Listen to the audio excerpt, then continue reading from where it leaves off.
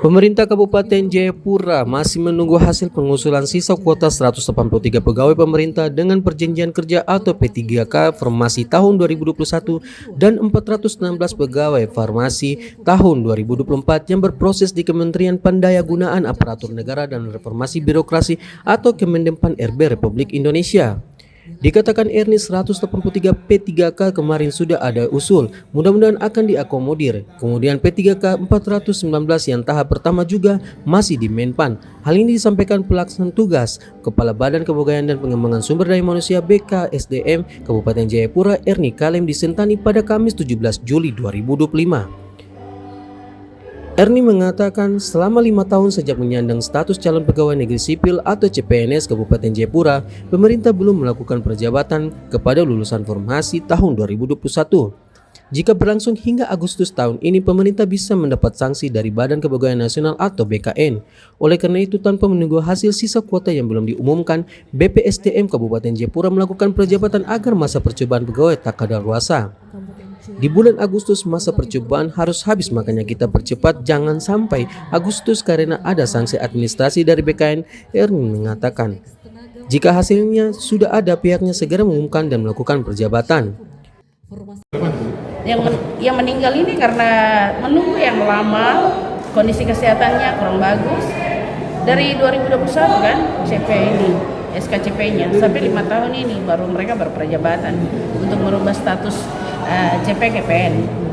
SK-nya Bu? SK?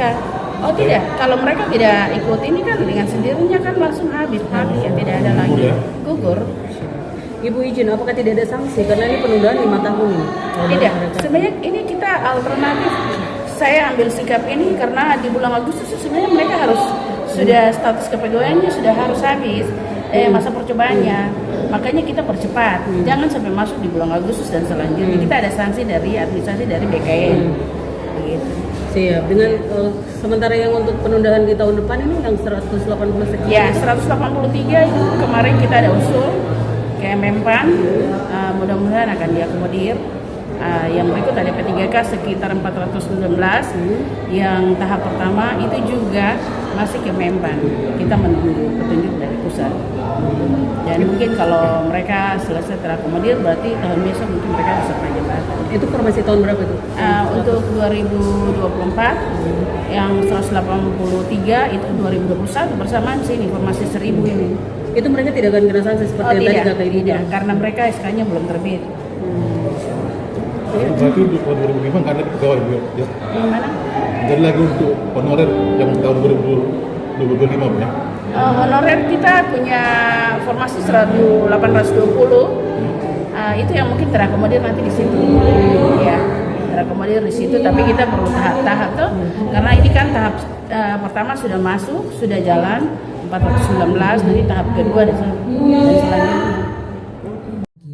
Formasi 2024 dan 183 tahun 2021 bersamaan dengan kuota 1000, mereka tidak akan kena sanksi karena SK-nya belum terbit. Lebih lanjut mengenai tenaga honorer, formasi honorer di Kabupaten Jayapura ada sebanyak 1.820 orang yang akan diangkat secara bertahap. Dari Jayapura, Papua, Sanggra Murikorowa, JTV mengabarkan.